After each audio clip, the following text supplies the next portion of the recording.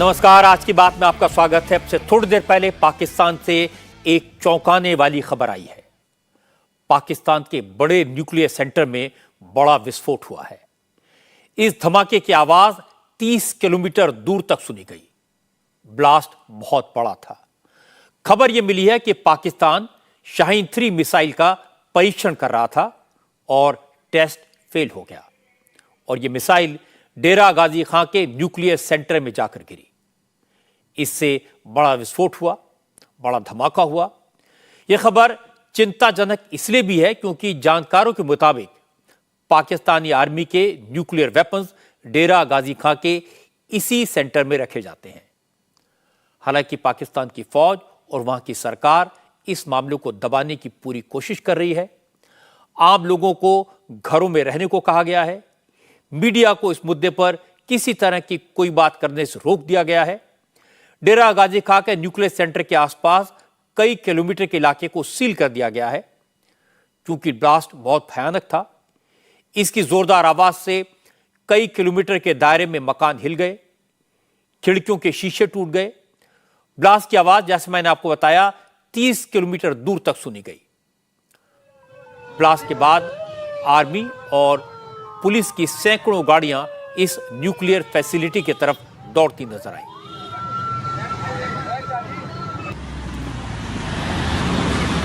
Fire tenders के अलावा दर्जनों एम्बुलेंसेस भी डेरा गाजी खां के न्यूक्लियर सेंटर की तरफ जाती हुई दिखाई दी।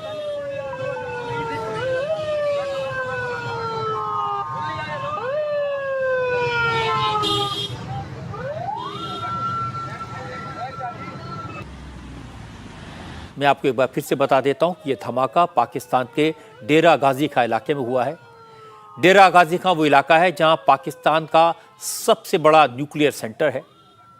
पाकिस्तान की न्यूक्लियर फैसिलिटी इसी जगह पर है। इसी इलाके से जो तस्वीर आ रही हैं उनमें आपको अफरा तफरी दिखाई देगी। सिक्योरिटी फोर्सेस की गाड़ियां सायरन बजाते हुए वहां पहुंच रही हैं।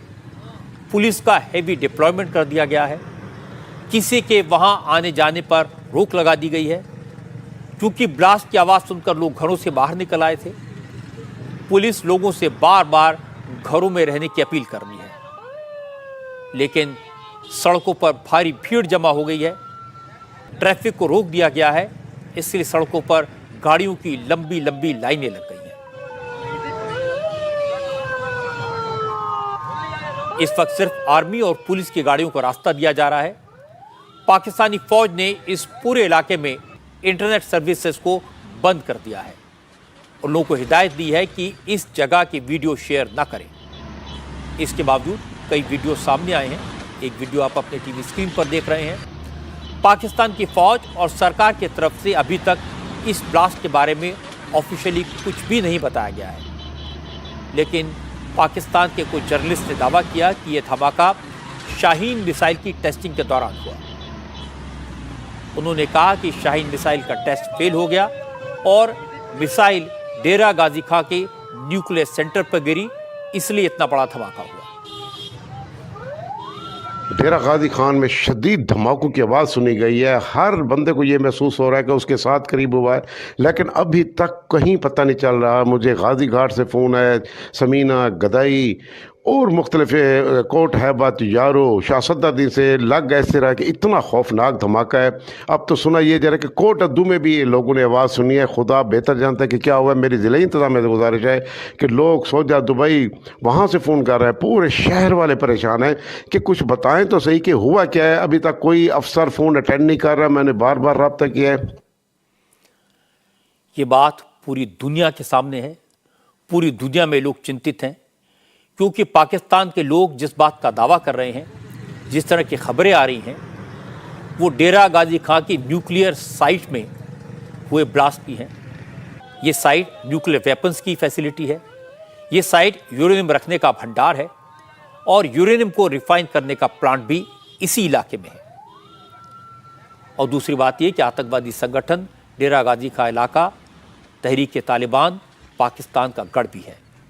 टीटीपी के आतंकवादी कई बार पाकिस्तान के इस न्यूक्लियर सेंटर को उड़ाने की धमकी दे चुके हैं। सिक्योरिटी एक्सपर्ट्स का कहना है कि न्यूक्लियर सेंटर में ब्लास्ट चाहे मिसाइल टेस्ट फेल होने की वजह से हुआ हो या फिर ये दहशतगर्दों का काम हो, दोनों ही मामलों में इशू बहुत ही सीरियस है और इसका असर काफी दूर तक के इलाकों पर पड़ सकता है। डेरा गाजी खान पंजाब में है, वो एक टेरर का एरिया है और ये हमें ध्यान रखना चाहिए कि 2011 या 12 में तहरीके तालिबान जो पाकिस्तान के हैं उसने न्यूक्लियर जो वहाँ पे फैसिलिटी है, वेपन्स फैसिलिटी है, उस पे कहते हैं ख़तरे का एक अंदेशा था। अब सवाल ये है कि 3 तरह की बातें आ रही हैं। एक तो ये है कि क्या ये एक टेरर अटैक था, क्योंकि वहाँ पे ड्रोन भी देखा गया था, कुछ लोग कह रहे हैं। दूसरी बात यह है कि क्या वो सुसाइड ब्लास्ट था, जो कि और ख़तरनाक बात है। और तीसरी बात यह है कि क्या कोई दुर्घटना हुई है। अब सवाल यह है कि वो ये कह रहे हैं कि शाहीन मिसाइल की टेस्टिंग है, लेकिन मैं आपको एक चीज़ बता दूं कि एक जो पाकिस्तान के बारे में न्यूक्लियर हैंडबुक है जो अमेरिकन्स ने निकाला था, उसको अगर आप देखिए तो उसमें पाकिस्तान के पास 170 परमाणु हथियार हैं। और अगर आप इन हथियारों के बारे में बात कर रहे हैं और एक वो आर्मी का न्यूक्लियर कॉम्प्लेक्स है जो कि एक डेवलपमेंट फैसिलिटी है, जिसके बारे में वो कहते हैं कि डॉर्मेंट है, वहाँ कुछ नहीं कर रहे हैं, लेकिन गड्ढे के निशान पता लगते हैं कि कुछ टेस्टिंग वगैरह की जा रही है, तो मैं समझता हूँ कि इसके परिणाम जो हैं बड़े व्यापक होंगे। अगर इस हादसे को पाकिस्तान के लिहाज से देखें तो इसे कहेंगे गरीबी में आटा गीला। पाकिस्तान एक तरफ भारी आर्थिक संकट से जूझ रहा है, लोगों के पास खाने के लिए रोटी नहीं है, बिजली नहीं है, पेट्रोल के दाम आसमान को छू रहे हैं। ऐसे हालात में भी पाकिस्तान की फौज मिसाइल टेस्ट पर करोड़ों रुपए खर्च कर रही है और वो टेस्ट भी फेल हो गया। ये तो सबको पता है कि पाकिस्तान में आजकल सारे फैसले फौज लेती है, लेकिन अब यह भी साबित हो गया कि पाकिस्तान ये फौज को आवाम की कोई फिक्र नहीं है। इसलिए पहली बार ऐसा दिखाई दे रहा है कि जब पाकिस्तान की आवाम अपनी फौज के खिलाफ खुलकर बोलने लगी है। कई जगह लोग फौज के खिलाफ सड़कों पर उतरे हैं, लोगों में फौज के खिलाफ गुस्सा दिखाई दे रहा है। यह न फौज के लिए अच्छा है न पाकिस्तान के लिए। अगर पाकिस्तान फौज की बात मान भी ली जाए, शाहीन मिसाइल फेल हो गई ये मान लिया जाए, तो भी पाकिस्तान की फौज के लिए बहुत एम्बैरेसमेंट है। और उससे बड़ी शर्मनाक बात यह है कि फेल होकर ये मिसाइल न्यूक्लियर फैसिलिटी में घुस गई। ये बहुत बड़ा खतरा हो सकता है। हमें और डिटेल्स का इंतजार है। शायद डिटेल्स इस बात की मिले कि ये ड्रोन से हुआ हमला था, शायद डिटेल्स इस बात की मिले कि एक आतंकवादी हमला था। जैसी डिटेल्स मिलेंगी, जैसे ज्यादा खबरें मिलेंगी, हम आपके साथ शेयर करेंगे। इस समय रुख करते हैं अपने देश की खबरों का। शराब घोटाले में गिरफ्तार संजय सिंह के 3 करीबी लोगों से पूछताछ शुरू हो गई है। सर्वेश मिश्रा से ईडी इस वक्त भी पूछताछ कर रही है। ईडी का दावा है कि संजय सिंह सर्वेश मिश्रा, विवेक त्यागी और कंवरवीर सिंह के जरिए अपने काम करवाते थे। शराब घोटाले में सरकारी गवाह बन चुके दिनेश अरोड़ा ने बताया था कि संजय सिंह को 2 करोड़ रुपए 2 किश्तों में सर्वेश मिश्रा के जरिए दिए गए थे। इसीलिए आज सुबह सुबह ईडी ने सर्वेश मिश्रा को पूछताछ के लिए बुला लिया और करीब 10 घंटे से लगातार पूछताछ चल रही है। सर्वेश के अलावा ईडी ने संजय सिंह के 2 और साथियों विवेक त्यागी और कंवरवीर सिंह को भी पूछताछ का समन जारी किया है। हालांकि संजय सिंह के सहयोगी से पहले भी पूछताछ हो चुकी है और इसका जिक्र ईडी ने संजय सिंह के रिमांड पेपर्स में किया है। क्योंकि ईडी का दावा है कि सर्वेश के जरिए ही 2 करोड़ रुपए की डिलीवरी की गई, इसलिए सर्वेश से पूछताछ के बाद संजय सिंह की मुश्किलें बढ़ सकती हैं। सर्वेश का संजय सिंह से आमना सामना कराया जा सकता है। जैसे जैसे संजय सिंह पर शिकंजा कस रहा है, वैसे वैसे इसका राजनीतिक असर भी दिखाई देने लगा है। संजय सिंह की गिरफ्तारी के मुद्दे पर इंडिया अलायंस के 2 बड़े दलों में आपसी तकरार दिखाई दे रही है। कांग्रेस के महासचिव केसी वेणुगोपाल ने कहा कि विरोधियों के खिलाफ जिस तरह का रवैया केंद्र सरकार अपना रही है, उसी तरह का रवैया पंजाब में आम आदमी पार्टी की सरकार विरोधियों के साथ अपना रही है। अगर संजय सिंह की गिरफ्तारी गलत है तो फिर पंजाब में कांग्रेस नेता सुखपाल सिंह खैरा की गिरफ्तारी को भी जायज नहीं ठहराया जा सकता। कांग्रेस के इस बड़े नेता के इस बड़े बयान से जाहिर है केजरीवाल खफा हैं और इस मामले में शरद पवार से उन्होंने मीडिएट करने को कहा है, लेकिन फिलहाल कोई रास्ता निकलता दिखाई नहीं दे रहा। असल में संजय सिंह की गिरफ्तारी को लेकर इंडिया अलायंस में शामिल ज्यादातर पार्टियां खुलकर केजरीवाल के साथ खड़ी हो गई हैं, लेकिन कांग्रेस से इस मामले में खामोशी साधी हुई है। कांग्रेस का कोई नेता संजय सिंह के पक्ष में खुलकर नहीं बोला, सबने गोलमोल बात की। और आज बात उस वक्त और बिगड़ गई जब राहुल गांधी के करीबी कांग्रेस के पावरफुल महासचिव केसी वेणुगोपाल ने खुलकर बता दिया कि इस मामले में कांग्रेस केजरीवाल के साथ क्यों नहीं है। केसी वेणुगोपाल ने ट्विटर पर लिखा कि संजय सिंह को ईडी ने जिस तरह से अरेस्ट किया वो सियासी बदले की कार्रवाई को एक अलग लेवल पर लेकर जाती है। जांच एजेंसियों के सहारे राजनीतिक बदला लेने की इस प्रवृत्ति का कांग्रेस विरोध करती है और इसलिए पंजाब में जिस तरह ऑल इंडिया किसान सभा के चेयरपर्सन सुखपाल सिंह खेरा और former deputy chief minister OP Soni को गिरफ्तार किया गया, कांग्रेस उसका भी विरोध करती है। लोकतंत्र में सबको फेयर ट्रायल का मौका मिलना चाहिए और जांच एजेंसियों को संविधान के दायरे में काम करना चाहिए। और इसके बाद केसी वेणुगोपाल ने एक लाइन और लिखी जो शायद केजरीवाल को सबसे ज्यादा चुभी होगी। वेणुगोपाल ने लिखा, अगर हम वही बन जाते हैं जिसका हम विरोध करते हैं तो यह सही नहीं है। वेणुगोपाल के कहने का मतलब यह है कि आम आदमी पार्टी दिल्ली में तो अपने नेताओं के खिलाफ जांच एजेंसियों के एक्शन को गलत बता रही है, उनकी गिरफ्तारियों को गैर कानूनी बता रही है, लेकिन पंजाब में आम आदमी पार्टी की सरकार जांच एजेंसियों का मिसयूज करके कांग्रेस के नेताओं को गिरफ्तार कर रही है और उन्हें जस्टिफाई कर रही है। केसी वेणुगोपाल के बयान का मतलब है कांग्रेस हाईकमान का बयान, इसलिए केजरीवाल संकेत को समझ गए, लेकिन आज वो बोले कुछ नहीं। आज जब उनसे पूछा गया कि संजय सिंह की गिरफ्तारी के मुद्दे पर कांग्रेस आपके साथ क्यों नहीं है, तो केजरीवाल ने कहा, जिससे साथ आना हो आए, जिससे ना आना हो ना आए, क्या फर्क पड़ता है, लेकिन शराब घोटाला फर्जी है, ये सबको पता है। राहुल गांधी की जब सदस्यता गई आपने खुलकर सपोर्ट किया, लेकिन जो संजय सिंह के मामले में कांग्रेस जो है शर्तों के साथ ना करे क्या फर्क पड़ता है। देखिए पूरा का पूरा इन्होंने हमारी इतनी जांच करा ली, कुछ निकला। ये पूरा शराब घोटाला भी फर्जी है। मैं तो शुरू से ही कह रहा था कि एक पैसे का कोई लेन देन नहीं हुआ। जज कल बार बार पूछते रहे, भाई कोई तो दिखाओ, एक पैसा तो दिखाओ, कहीं सबूत तो एक सबूत नहीं है इनके पास, एक सबूत नहीं है। तो पूरा का पूरा शराब घोटाला फर्जी है। थोड़े दिन के अंदर ये शराब घोटाला बंद हो जाएगा, एक और ले आएंगे। मतलब इनको पूरा टाइम इनको केवल और केवल लोगों को एजेंसीज में और इन सारी जांचों में उलझा के रखना है। काम ना खुद कुछ काम करेंगे ना लोगों को कुछ काम करने के। आपने देखा केजरीवाल संजय सिंह को बेगुनाह बता रहे हैं, बेकसूर बता रहे हैं, कह रहे हैं कि उनके खिलाफ कोई सबूत नहीं है, और कांग्रेस सुखपाल सिंह खेरा को बेकसूर बता रही है, कह रही है उनके खिलाफ केजरीवाल की सरकार के पास कोई सबूत नहीं है।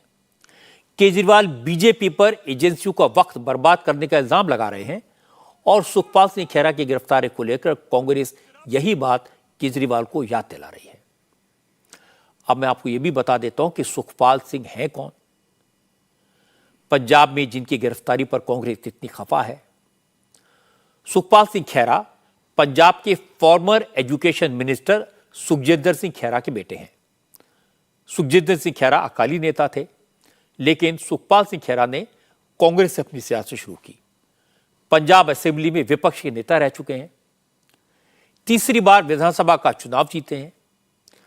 बीच में कांग्रेस छोड़कर थोड़े दिन के लिए आम आदमी पार्टी में शामिल हो गए थे, लेकिन केजरीवाल से बनी नहीं और वो फिर कांग्रेस में लौट आए और कांग्रेस ने उन्हें भारतीय किसान कांग्रेस का अध्यक्ष बना दिया। कुछ दिन पहले भगवंत मान की सरकार ने खेरा को ड्रग्स की स्मगलिंग के केस में गिरफ्तार किया। पंजाब में आम आदमी पार्टी कांग्रेस के एक और बड़े नेता ओपी सैनी को भी गिरफ्तार कर चुकी है। जहां तक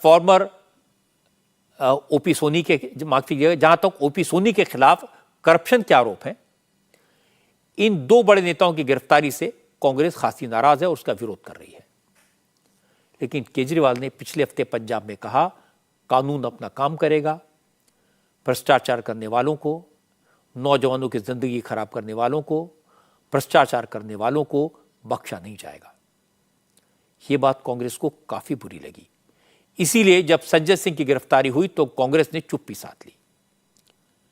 केजरीवाल के साथ कांग्रेस खुलकर खड़ी नहीं हुई और आज वेणुगोपाल ने इसकी वजह भी खुलकर बता दी। केजरीवाल चाहते हैं कि इस मुद्दे पर जैसे बाकी पार्टियों ने उन्हें सपोर्ट किया है, कांग्रेस भी उनका साथ दे। मोदी के खिलाफ सब एकजुट रहें, लेकिन वो सीधे सीधे नहीं कह सकते, इसलिए शरद पवार के जरिए अपना मैसेज कांग्रेस तक पहुंचाया। आज शरद पवार ने मल्लिकार्जुन खड़गे के घर जाकर उनसे मुलाकात की। इस मीटिंग में राहुल गांधी मौजूद थे, कांग्रेस के प्रवक्ता गुरदीप सप्पल भी मौजूद थे। लेकिन क्या बात हुई, बात बनी या नहीं बनी, इस पर तो मीटिंग के बाद किसी ने कुछ नहीं कहा। लेकिन गुरदीप सप्पल की बातों से यह साफ हो गया कि कांग्रेस का रुख केजरीवाल के लिए सख्त है। सप्पल ने केजरीवाल को सारे मौके याद दिला दिए जब कांग्रेस आम आदमी पार्टी के साथ खड़ी रही। सप्पल ने कहा कि कांग्रेस की नीयत साफ है, केजरीवाल की पार्टी पंजाब में क्या कर रही है यह देखना भी जरूरी है। आम आदमी पार्टी का जन्म कांग्रेस के विरोध पे हुआ था। कुछ ऐसे मुद्दों को लेकर हुआ था जो काल्पनिक थे, जो आज 10 साल के बाद पूरा देश जानता है कि वो मुद्दे ठीक नहीं थे। आज आम आदमी पार्टी एक देश में 2 राज्यों में सरकार चला रही है और हमारे अलायंस का हिस्सा भी बनी है। इंडिया अलायंस में वो लोग शामिल हैं। जब 3 मीटिंग हुई इंडिया अलायंस की, तो उसके बाद लगातार कांग्रेस की ओर से उनके खिलाफ जो ज्यादतियाँ संसद में हुई, उस पर हमने स्टैंड सकारात्मक लिया। जब संजय सिंह को सस्पेंड किया गया राज्यसभा से और वो धरने पर बैठे पार्लियामेंट कैंपस के अंदर, तो खुद सोनिया गांधी जी उनके समर्थन में खड़ी हुई, उनके पास जाकर धरने में शामिल हुई। उसके बाद जब वोटिंग की बात आई दिल्ली ऑर्डिनेंस में, तो डॉक्टर मनमोहन सिंह, जो कि उम्र और स्वास्थ्य के हिसाब से पूरे देश ने देखा कि स्थिति में नहीं थे, उन्होंने तक आके वोट ऑर्डिनेंस के खिलाफ दिया। उसके बाद जब राघव चड्ढा को सस्पेंड किया, तो खड़गे जी ने, कांग्रेस अध्यक्ष ने, संसद के अंदर आम आदमी पार्टी के फेवर में उनके सस्पेंशन को वापस लेने की बात की। कांग्रेस पार्टी की ये नीयत बिल्कुल साफ है। लेकिन इसी बीच में इतना सब होने के बाद हमारे किसान कांग्रेस के राष्ट्रीय अध्यक्ष को उसी तर्ज पे गिरफ्तार किया गया जिस तर्ज पे संजय सिंह को गिरफ्तार किया गया। हमारा केवल ये कहना है कि अगर कोई बात राष्ट्रीय लेवल पे गलत है, तो वो बात राज्य लेवल पे भी गलत होगी। अगर कोई बात मोदी सरकार गलत कर रही है, तो वो बात पंजाब की सरकार भी गलत करती है, तो उतनी ही गलती मानी जाएगी। हमारे देश के अंदर संवैधानिक व्यवस्था है। अगर किसी के ऊपर कोई आरोप है, उसमें जांच की प्रक्रिया तय है। जो अगर किसी के ऊपर आरोप है, तो आरोपी के भी अधिकार तय हैं। इन अधिकारों का हनन केंद्र सरकार कर रही है और पंजाब में भी उनकी सरकार कर रही है। हम सिर्फ ये बात कहना चाहते हैं। कांग्रेस आम आदमी पार्टी से क्यों नाराज है, ये तो उन्होंने बता दिया। लेकिन दिल्ली और पंजाब में कांग्रेस और केजरीवाल की तकरार को गहराई से समझने के लिए इसका बैकग्राउंड समझना जरूरी है। अगर सिर्फ चुनाव नतीजों के लिहाज से देखा जाए, तो दोनों राज्यों में केजरीवाल की पार्टी का पूरा डोमिनेंस है।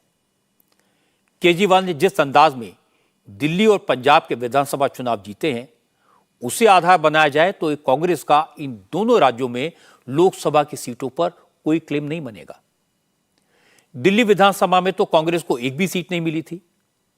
पंजाब में कांग्रेस सिर्फ 18 सीटें जीत पाई थी। इसलिए केजरीवाल का यह दावा सही है कि दोनों राज्यों में सिर्फ वही मोदी को टक्कर दे सकते हैं। इसीलिए विरोधी दलों के मोर्चे में शामिल होने से केजरीवाल को इन दोनों राज्यों में तो कोई फायदा नहीं होगा। उल्टा 2-4 सीटें दबाव में आकर देनी पड़ेंगी और नुकसान होगा।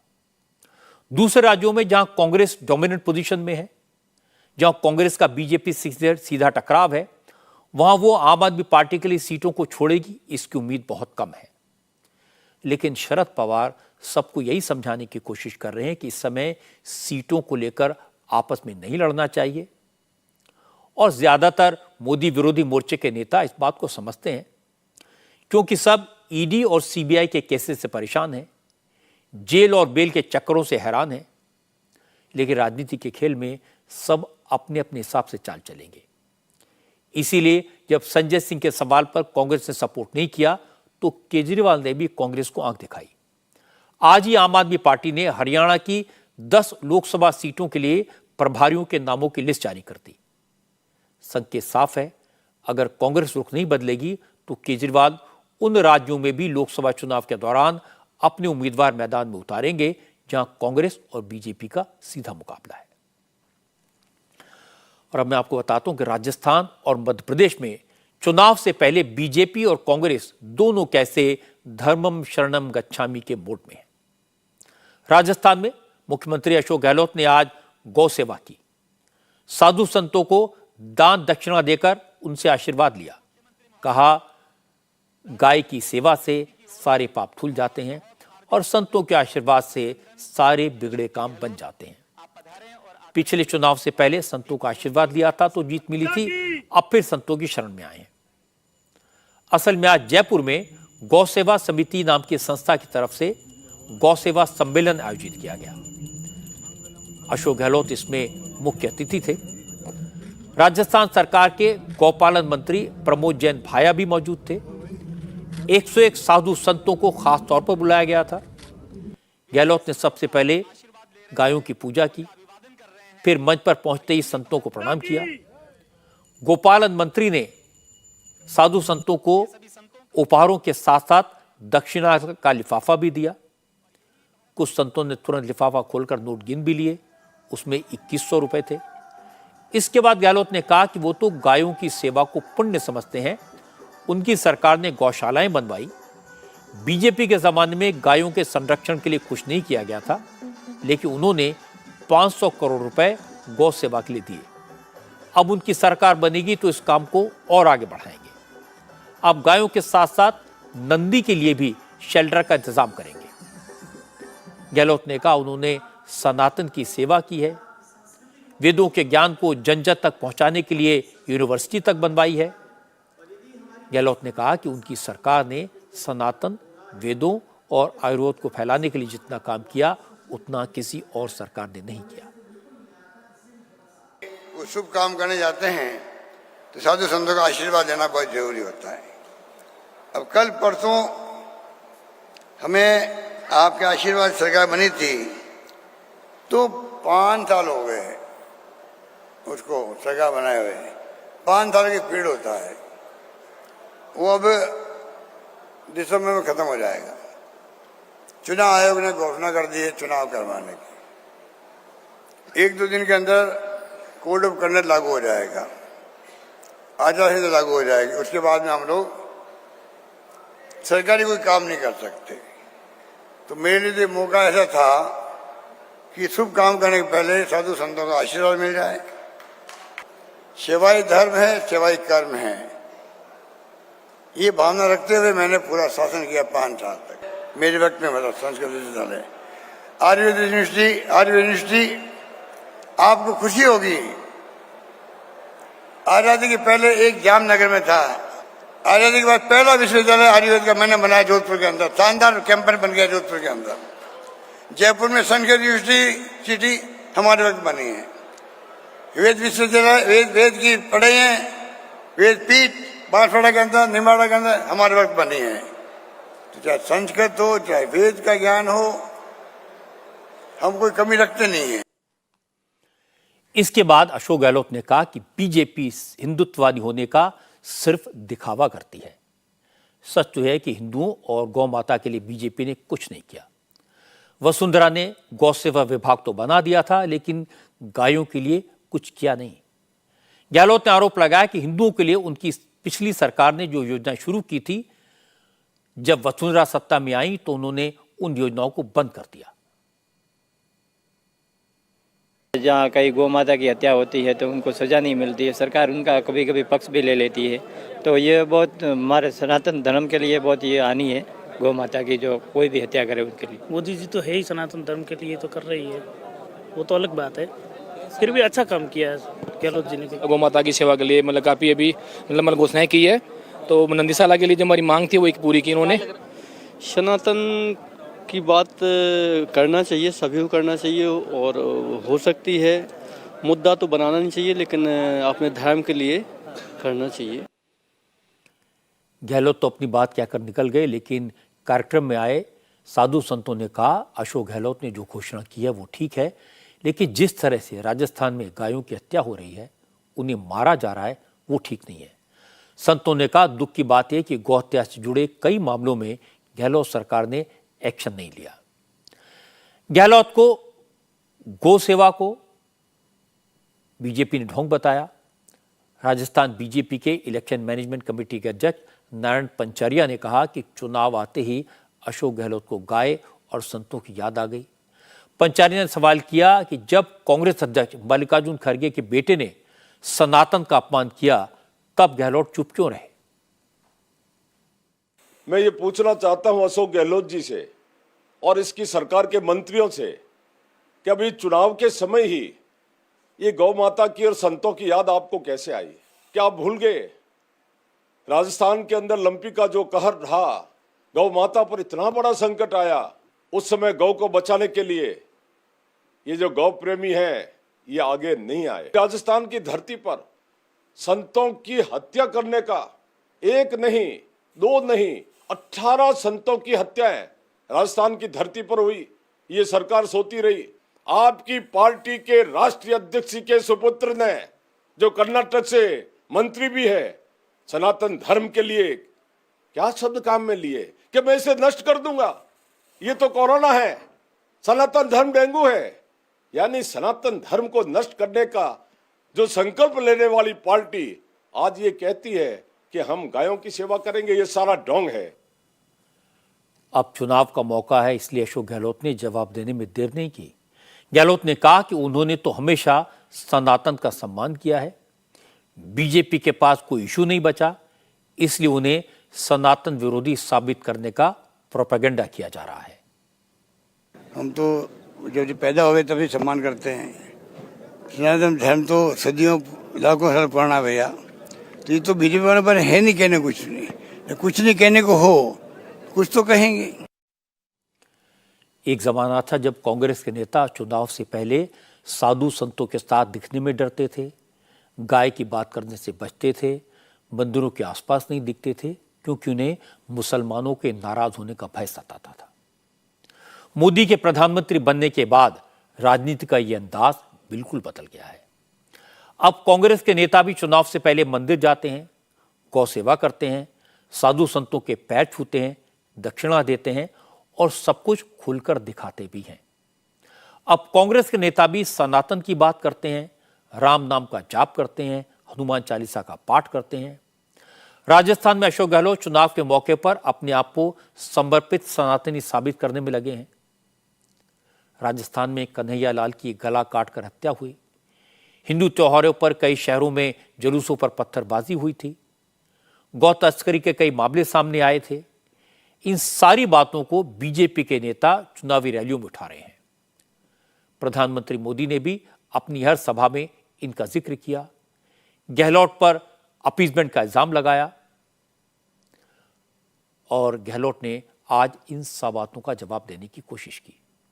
जहां तक बीजेपी का सवाल है, राजस्थान में बीजेपी के नेता तो हमेशा से ही खुलकर सनातन धर्म, भगवान राम के मंदिर में आस्था की बात करते रहे हैं, लेकिन अब कांग्रेस का अंदाज देखकर बीजेपी को भी धर्म का शंख और जोर से बजाना पड़ रहा है। यही कारण है कि आज शिवराज सिंह चौहान भोपाल में संत भवन का भूमि पूजन करते दिखाई दिए। इसके बाद शिवराज ने मध्य प्रदेश के मंदसौर में पशुपतिनाथ लोक और भोपाल में गुफा लोक बनाने का ऐलान किया। शिवराज के पूरे इलेक्शन कैंपेन में सनातन और हिंदू संस्कृति का प्रसार सेंटर में है। पिछले कुछ महीनों में शिवराज 8 नए लोकों का भूमि पूजन कर चुके हैं। महाकाल लोक के दूसरे फेज का लोकार्पण कल ही उन्होंने किया था।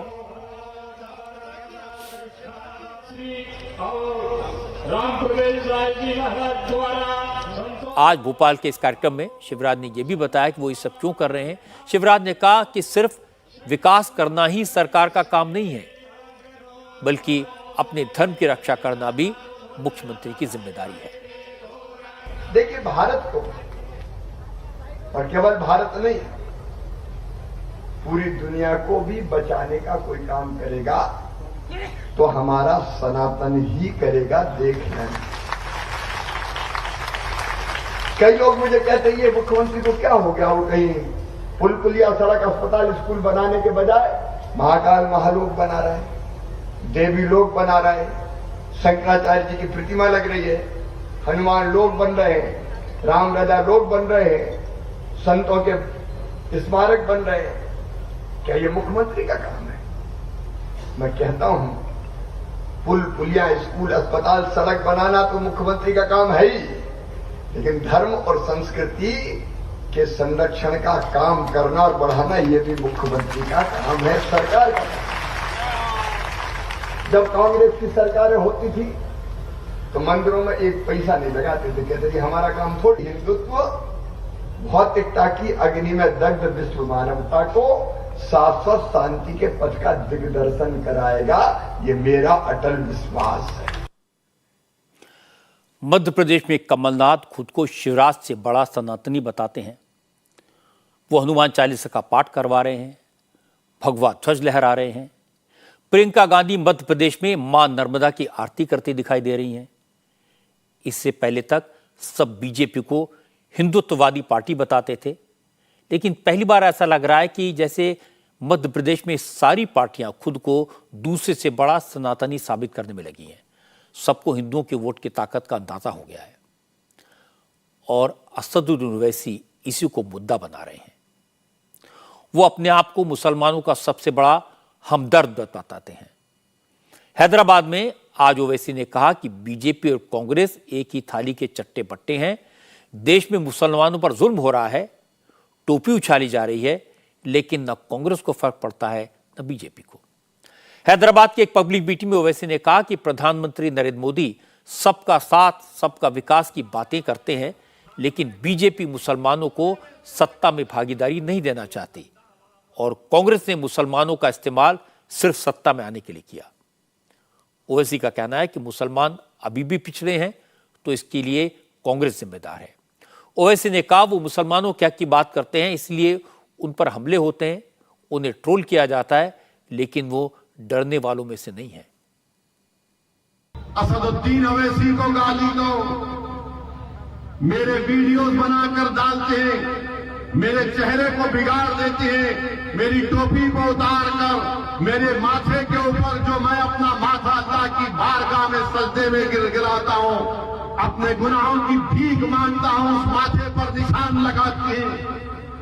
ये मुखालिफीन मजलिस इत्तेहादुल मुस्लिमीन के कारनामे क्या क्या बोले जाते हैं, मगर याद रखो मुझे इसका कोई असर नहीं होता। जो लोग आज मुझ पे इल्जाम लगाते लगाओ, मुझे कोई फिक्र नहीं है, मगर याद रखो एक दिन जब मैदान होगा ना, जब अल्लाह सबका फैसला करेगा, राय बराबर चीज का फैसला करेगा, तुम जब तैयार रहना, तुम जब तैयार रहना, मुझे उसकी कोई फिक्र नहीं है। लोग मजलिस पर, मजलिस के कायदीन पर जो चाहे अपनी जबान से कहे जाते हैं, मगर अल्हम्दुलिल्लाह अल्लाह का करम और फजल है, सदकाए नबी करीम सल्लल्लाहु अलैहि वसल्लम का, कि हम अपने मकसद में अटल हैं, हम अपने काम में अटल हैं और हमारे पैरों को कोई डगमगा नहीं सकता, हमारे हौसलों में कभी कमी नहीं आएगी। तुम जितना हमको गाली दोगे, जितना तुम झूठ बोलोगे, उतना हमारा हौसला अज़म बढ़ेगा। और इसके बाद ओवैसी ने कांग्रेस पर मुसलमानों को धोखा देने का इल्जाम लगाया। उन्होंने कहा कि राजस्थान में कन्हैयालाल की हत्या हुई, अशोक गहलोत की सरकार ने कन्हैयालाल के घर वालों को 50 लाख रुपए दिए, सरकारी नौकरी दी, नासिर और जुनैद को जलाकर मारा गया, लेकिन राजस्थान की सरकार ने उनके परिवार को सिर्फ 15 लाख दिए और नौकरी की कोई बात तक नहीं की।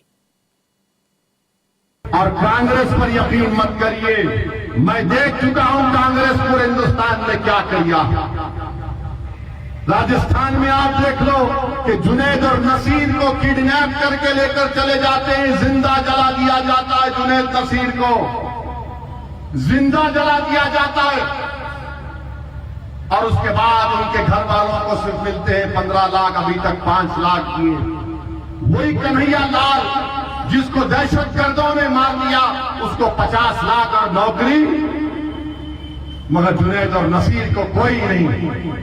कांग्रेस की हुकूमत है, जब ट्रेन के कंपार्टमेंट में एक दहशतगर्द ने मुसलमानों का दाढ़ी और नाम देखकर गोलियां चलाई, तो बाजार घाट का रहने वाला एक शख्स, उसने उसको शहीद कर दिया उस दहशतगर्द ने। मजलिस के मेले से उठाया तेलंगाना के असेंबली में के रामाराव ने कहा कि तेलंगाना की हुकूमत एस ग्रेशिया देगी, 2 BHK देगी और एक नौकरी उस बेवा को दी जाएगी। एक और मरने वाला बिहार का था, राजस्थान में रहता था। बताओ कांग्रेसियों, जब तेलंगाना की हुकूमत एक मुसलमान की बेवा को, जिसको एक दहशतगर्द ने मारा, उसको नौकरी दी, 2 BHK दिया, एस ग्रेशिया दिया, तो तुम्हारी हुकूमत राजस्थान में कुछ नहीं दिए। क्यों नहीं दिए? बिहार में नीतीश कुमार क्यों नहीं दिए? तो मालूम हुआ कि वहां पर मजलिस नहीं है। ये यही चाहती है कि हमको डराया जाए, मुसलमानों को डराया जाए, डरा करो हासिल किया जाए। ओवैसी ने अपनी तकरीर में जवाहरलाल नेहरू का नाम लिया, सरदार पटेल का भी जिक्र किया और उसके बाद ये कहा कि मुसलमानों के साथ शुरू से सिर्फ धोखा किया गया, उन्हें कभी उनका हक नहीं दिया गया। ओवैसी ने कहा आज राजनीति में मुसलमानों की हिस्सेदारी कम है तो उसके पीछे सिर्फ और सिर्फ कांग्रेस है।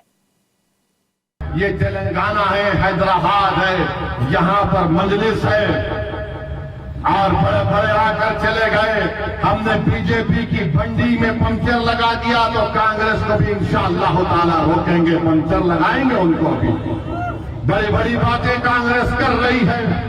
अरे मैं कह रहा हूं, अगर आप हिंदुस्तान का संविधान जो आइन जब बन रहा था, कानून साज असेंबली के आप पढ़ो, नौजवानों पढ़ो, तुम पढ़ते नहीं हो। कॉन्स्टिट्यूंट असेंबली के डिबेट पढ़ो, जब आइन बनाया जा रहा था, मुसलमानों की अगर आज असेंबली और पार्लियामेंट में कम नुमाइंदगी है तो इसका जिम्मेदार ये कांग्रेस है। ये कांग्रेस है। मैं बता रहा हूं आपको, आप जब पढ़ेंगे उस कमेटी की रिपोर्ट को पढ़ेंगे कि कैसे डराकर मुसलमानों के तहफ्फुज़ात को छीन लिया गया, पॉलिटिकल रिप्रेजेंटेशन को किस तरह उनको गुंडा बनाकर दिखा दिया गया। यही जिम्मेदार है ये लोग।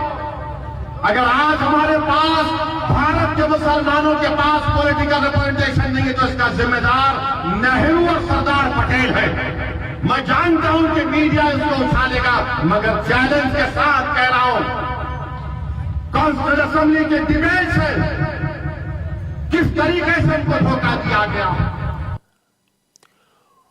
ओवैसी को जवाब दिया बीजेपी के सांसद सुधांशु त्रिवेदी ने। सुधांशु ने कहा कि जो लोग खुद मुसलमानों के नाम पर अपनी दुकान चलाने की कोशिश कर रहे हैं वो बीजेपी पर इल्जाम न लगाएं। मोदी सरकार की योजनाओं का सीधा फायदा 70% मुसलमानों को हो रहा है। 70% मुस्लिम समुदाय के लोग हैं जिनको किसी न किसी योजना का कोई ना कोई प्रभाव लाभ जरूर मिला है, जो प्रधानमंत्री के द्वारा भिन्न भिन्न गरीबों की योजनाएं ली गई हैं। मगर मुस्लिम सत्ता से दूर नहीं हो रहा है। सत्ता की सरमाएदारी और जागीरदारी चंद कट्टरपंथी लोगों ने मुस्लिम समाज की जो अपने हाथ में कर ली थी, अब मुस्लिम समाज में भी जागरूकता आ रही है तो उनकी जागीरदारी हिल रही है, क्योंकि उन्हें समझ में आ रहा है कि अभी तक वो जिस ढंग से लोगों को अपने पीछे चला रहे थे, अब समाज के अंदर भी जागरूकता आ रही है। तो डरने की जरूरत किसी समुदाय को नहीं है, डरने की जरूरत उन जागीरदारों और सरमाएदारों को है जिन्होंने मुस्लिमों को मजलूम रखते हुए अपनी दुकानदारी और सरमाएदारी बहुत बड़ी बना के रखी। वैसे दुकानदार एक और भी है ना जो दुकान लगा के चलते हैं, तो वो भी उस दुकानदारी में शामिल है, मोहब्बत की दुकान वाले। सुधांशु त्रिवेदी ने यह सब इसलिए कहा क्योंकि ओवैसी ने अपनी पब्लिक मीटिंग में बीजेपी पर निशाना साधा था, नरेंद्र मोदी पर सीधा हमला किया था और केसीआर का बचाव किया था। बीजेपी अध्यक्ष जेपी नड्डा भी आज तेलंगाना में थे। हैदराबाद में बीजेपी कार्यकर्ताओं की मीटिंग में नड्डा ने ओवैसी की बात नहीं की। नड्डा ने तेलंगाना के चीफ मिनिस्टर के चंद्रशेखर राव पर हमला किया। जेपी नड्डा ने कहा कि तेलंगाना में जो करप्शन हुआ वो किसी से छुपा नहीं है। बीआरएस का मतलब भ्रष्टाचार रिश्वत समिति है। टीआरएस लिखे या बीआरएस लिखे, ये भ्रष्टाचार रिश्वत समिति है। ये भ्रष्टाचार रिश्वत समिति है। हमारे यहाँ केसीआर हुआ क्या था, डबल बेडरूम, अरे सिंगल ही मिल जाता। कहां गया वो डबल बेडरूम? मिला भाई? अब मैं आपसे एक बात पूछना चाहता हूं कि मोदी जी ने तो पैसा दे दिया, लेकिन अगर यहां बैठा केसीआर गड़बड़ करेगा, जो करेगा ही, तो उसको हटाना जरूरी है कि नहीं है? जरूरी है कि नहीं है? तो तुमको जमीन पर काम करके कमल खिलाना जरूरी है कि नहीं है? अगर जरूरी है तो अपने काम में जुट जाओ। मोदी जी ने पानी, पैसा और विकास के सारे का सारा तेलंगाना को दे दिया है। तुम्हारे तेलंगाना के लोटे में छेद नहीं होना चाहिए, इसकी चिंता करनी चाहिए। और मेरा संदेश है केसीआर को, ये जुल्म ढाने वाले जितने आए ये सब समाप्त हो गए। और क्या हो आप? भ्रष्टाचारी, तुष्टीकरण, परिवारवाद, इससे ज्यादा आप इससे अलग कहां हो आप? जेपी नड्डा ने ओवैसी पार्टी की बात की, केसीआर की बात की, उत्तर से लेकर दक्षिण तक सारी विरोधी पार्टियों की बात की। कहा सब परिवारवादी हैं, सबको सिर्फ अपने बेटे बेटियों की फिक्र है, किसी को जनता से मतलब नहीं है। नड्डा ने कहा कि अकेली बीजेपी है जिसमें परिवारवाद नहीं, सिर्फ समाजवाद चलता है। शेख अब्दुल्ला का बेटा फरूक अब्दुल्ला लड़ रहे थे जम्मू कश्मीर की लड़ाई। मुफ्ती मोहम्मद महबूबा मुफ्ती, ये लड़ाई जम्मू कश्मीर की लड़ते थे, लेकिन अंत में it has been reduced to a family party. अकालियों की लड़ाई लड़ते लड़ते Prakash Singh Badal, Sukhbir Badal, reduced to a family party. Samajwadi party, Mulayam, Akhilesh, Dimple, rest full stop. RJD, Lalu, Rabri, Tejashwi, Tej Pratap, full stop. Trinamool Congress किसकी पार्टी है? पीसी भाईपो। पीसी मतलब बुआ, बुआ मतलब ममता, और उनका भतीजा मतलब भाईपो, वो अभिषेक। उसके बाद बाकी सबकी छुट्टी, बजाओ झंझना बजाओ। झारखंड आइए, किससे हम लड़ रहे हैं? झारखंड मुक्ति मोर्चा, शिबू सोरेन, हेमंत सोरेन, उसका भाई, उसकी पत्नी, बाकी छुट्टी। आप उससे नीचे आइए, वाईएसआर, जगन रेड्डी फैमिली, और बहन भी दूर हो गई। और आप तेलंगाना आ जाइए, केसीआर, केटीआर, ऑल टीआर, भाई, भतीजा, दामाद, बेटी, बेटी, बाकी सब। आप जरा इससे थोड़ा और नीचे चले जाइए, करुणानिधि, स्टालिन, उदयनिधि। आप जरा थोड़ा पश्चिम की ओर चले जाइए, शरद पवार, सुप्रिया सुले, बाकी छुट्टी। शिवसेना, उद्धव और आदित्य, बाकी छुट्टी। और अब कांग्रेस पार्टी भी, कोई नेशनल पार्टी नहीं रह गई है। सोनिया, राहुल, प्रियंका, बाकी। केसीआर तेलंगाना में 10 साल से मुख्यमंत्री हैं।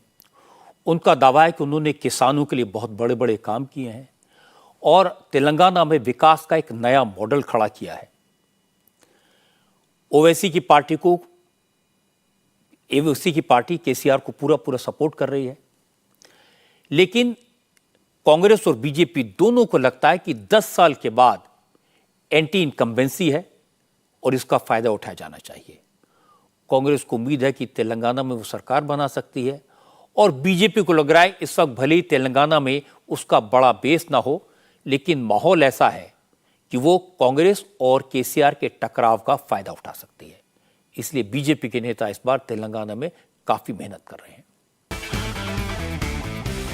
आज राहुल गांधी के एक पोस्टर को लेकर कांग्रेस के नेताओं ने देश भर में बीजेपी के खिलाफ प्रदर्शन किया। राजस्थान में तो कांग्रेस से एक नेता ने बीजेपी अध्यक्ष जेपी नड्डा के खिलाफ केस दर्ज कराने के लिए कोर्ट में केस फाइल किया। असल में कल बीजेपी के ऑफिशियल ट्विटर हैंडल पर राहुल गांधी का एक पोस्टर अपलोड किया गया जिसमें राहुल गांधी को रावण के रूप में दिखाया गया। इस फोटो के कैप्शन में लिखा था, भारत खतरे में है, रावण, एक Congress party production directed by George Soros. Tweet में राहुल गांधी को नए जमाने का ऐसा रावण बताया गया जो धर्म विरोधी है, राम विरोधी है और भारत को नष्ट करना चाहता है। इस पोस्टर को आज कांग्रेस ने बड़ा मुद्दा बनाया। जम्मू कश्मीर से लेकर केरल तक कांग्रेस के कार्यकर्ताओं ने प्रोटेस्ट मार्च निकाले। चंडीगढ़, जयपुर, दिल्ली, मुंबई और तिरुवनंतपुरम में भी प्रदर्शन हुए। कांग्रेस के नेताओं ने यहां तक कह दिया कि इस तरह के पोस्टर से राहुल गांधी की जान को खतरा हो सकता है। बीजेपी राहुल गांधी को मारना चाहती है।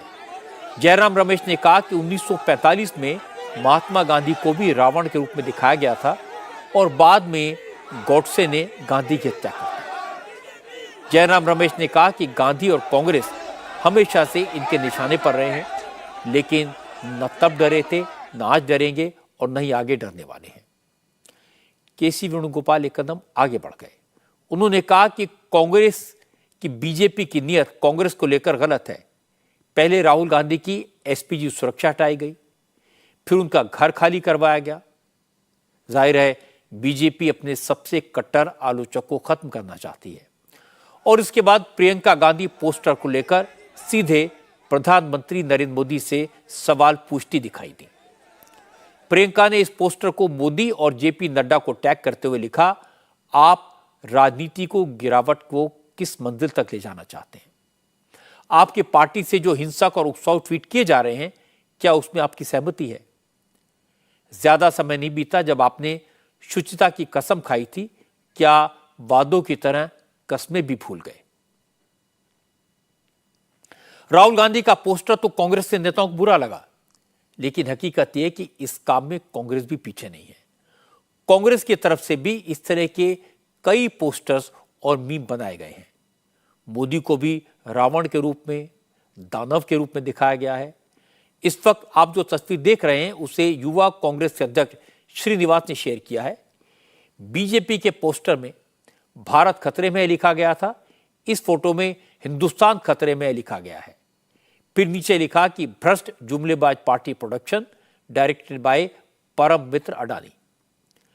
एक और फोटो में नरेंद्र मोदी को कठपुतली के रूप में दिखाया गया, जिसे अडानी नचा रहे हैं। मुझे लगता है कि राजनीति में मुद्दों पर एक दूसरे पर हमले होने चाहिए, मीम भी बनने चाहिए, मजाक भी होना चाहिए, लेकिन मर्यादा का ध्यान कांग्रेस को भी रखना चाहिए और बीजेपी को भी। जहां तक राहुल गांधी का सवाल है, तो उन्होंने तो कुछ महीने पहले अपने भाषण में मोदी की तुलना रावण से की थी। इस मामले में प्रियंका गांधी संभल कर बोलती हैं। आज भी उन्होंने मोदी पर हमला तो किया, लेकिन राजनीतिक मर्यादा के दायरे में रहकर। प्रियंका छत्तीसगढ़ में इलेक्शन कैंपेन के लिए पहुंची। कांकेर रैली में प्रियंका ने आज सीधे मोदी को टारगेट किया। प्रियंका 2014 से अब तक का पूरा बही खाता तैयार करके आई थी। प्रियंका ने कहा कि मोदी जहां जाते हैं वहां अपनी गारंटी की बात करते हैं, अपने चेहरे को भरोसे का सिंबल कहते हैं। प्रियंका ने कहा सच तो यह है कि मोदी की गारंटी झूठी है, उन्होंने कोई वादा पूरा नहीं किया। और इसके बाद प्रियंका ने कहा कि मोदी की गारंटी चाइनीज माल की तरह है, जो शाम तक भी नहीं चलता। जगह जगह जाके प्रधानमंत्री जी कहते हैं कि मेरा गारंटी, मोदी का गारंटी, और दुनिया क्या कहे दुनिया इस मोदी जी के गारंटी का, कि जब आपने 15 लाख का गारंटी दिया था, हमारे खाते तो आज तक खाली हैं। ये आपका गारंटी क्या है? आपने कहा था कि आप करोड़ों रोजगार देंगे, क्या हुआ? तमाम नौजवान बेरोजगार खड़े हैं आपके केंद्र सरकार में, इतने पद खाली हैं, आपने भरे ही नहीं। कहां गई आपकी गारंटी? कौन सी खोखली गारंटी है? आपने कहा था बेरोजगारी को मिटाएंगे, आज 45 साल में सबसे ज्यादा बेरोजगारी हमारे देश में आपकी बदौलत है। जब आपसे सवाल पूछे जाते हैं तब आप कोई नई गारंटी निकाल देते हैं। ये ऐसी बात है कि आप जब दुकान में जाते हैं और कुछ खरीदते हैं, दुकानदार आपको चाइना माल दे देता है, कहता है कि इसकी 10 साल की गारंटी है। घर जाते हो 10 दिन में टूट जाता है। यही है खोखली गारंटी मोदी जी की। इसके बाद प्रियंका ने अपने भाषण में वही बातें कही जो राहुल गांधी अपने हर भाषण में कहते हैं। प्रियंका ने कहा मोदी जनता का पैसा उद्योगपतियों को दे रहे हैं, उनका लोन माफ करने में खर्च कर रहे हैं, अपना प्लेन खरीदने में, बड़ी बड़ी बिल्डिंग्स बनाने में लगा रहे हैं, लेकिन जब गरीबों और मिडिल क्लास को राहत देने की बात आती है तो कहते हैं कि सरकार के पास पैसा नहीं है। भाजपा ने क्या किया? हमारे प्रधानमंत्री जी को देखिए, जैसे बघेल जी ने कहा, देश की सारी संपत्ति अपने अरबपति मित्रों को दे दी, लाखों करोड़ों के इनके कर्ज माफ कर लिए। जब किसानों को के कर्ज को माफ करने की बात उठती है तो कहते हैं कि पैसा नहीं है। प्रधानमंत्री जी अपने लिए दो हवाई जहाज खरीदते हैं, 8,000 करोड़ का एक हवाई जहाज अपने लिए। सुन लीजिए, 20,000 करोड़ का नया संसद बनाते हैं, जबकि एक अच्छा खासा संसद हमारे देश में है। 27,000 करोड़ का एक यशोभूमि नया बड़ा हॉल बनता है, 27,000 करोड़ का। अपनी आन बान शान बढ़ाने के लिए, बड़ी बड़ी इमारतों को बनाने के लिए पैसा है। अपने उद्योगपति दोस्तों के कर्ज माफ करने के लिए पैसा है। आज देश भर में किसान एक दिन में 27 रुपए कमाता है, और अडानी जी जिसका जिक्र आपने किया, बड़े बड़े उद्योगपति कितना कमाते हैं बताओ? 1600 करोड़ रुपए एक दिन में एक आदमी कमा रहा है। 1600 करोड़ रुपए एक दिन में वो कमा रहा है। 27 रुपए आप कमा रहे हैं। आपकी संपत्ति उसको दी जाती है, जब आपका नंबर आता है तो कहते हैं पैसा नहीं है। ये सरकार चल रही है इस देश में।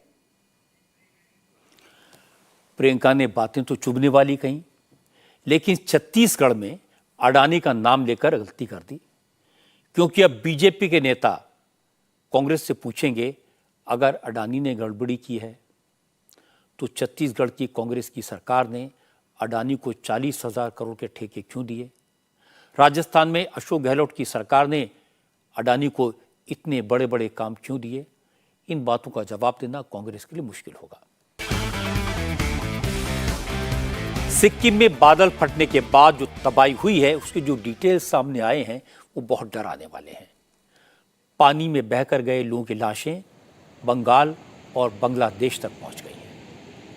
अब तक 25 लाशें मिल चुकी हैं, जबकि 143 लोग अभी भी लापता हैं। इसमें आर्मी के 15 जवान भी शामिल हैं। आज जो तस्वीरें सामने आई, उनमें तबाही के निशान साफ देखे जा सकते हैं। तीस्ता नदी में अचानक पानी बढ़ने का सबसे ज़्यादा असर चुंगथांग इलाके पर पड़ा है। चुंगथांग का 80% इलाका बर्बाद हो गया है। सिक्किम की लाइफलाइन कहे जाने वाले नेशनल हाईवे 10 का काफ़ी हिस्सा टूट गया है। बाढ़ की वजह से सिक्किम में 13 पुल तबाह हो गए। अकेले मांगन डिस्ट्रिक्ट में 8 पुल बह गए। गैंगटोक में 3 पुल टूट गए। सिक्किम के इन शहरों में तीस्ता नदी के किनारे वाले इलाके में कई घर टूट गए हैं, जहां पर अब मरम्मत का काम किया जा रहा है। चूंकि अभी कई लोग लापता हैं, इसलिए इस पूरे इलाके में सर्च ऑपरेशन जारी है। आज सिक्किम के चीफ मिनिस्टर ने इस आपदा में मारे गए लोगों के परिवार वालों के लिए मुआवजे का भी ऐलान किया। मारे गए लोगों के परिवारों को 4-4 लाख रुपए की आर्थिक सहायता दी जाएगी। इसके अलावा रिलीफ कैंप में रहने वालों को फौरन 2-2 हज़ार रुपये दिए जा रहे हैं, ताकि वो खाने पीने का ज़रूरी सामान खरीद सकें। आज की बात में इतना ही। मेरी आपसे अगली मुलाकात कल रात 10 बजे होगी आपकी अदालत में, जहां इस बार मेरे मेहमान होंगे पंजाब के मुख्यमंत्री भगवंत मान। इंडिया टीवी हर वक्त हर जगह डाउनलोड करने के लिए सर्च करें India TV news Google play store या ऐप स्टोर पर।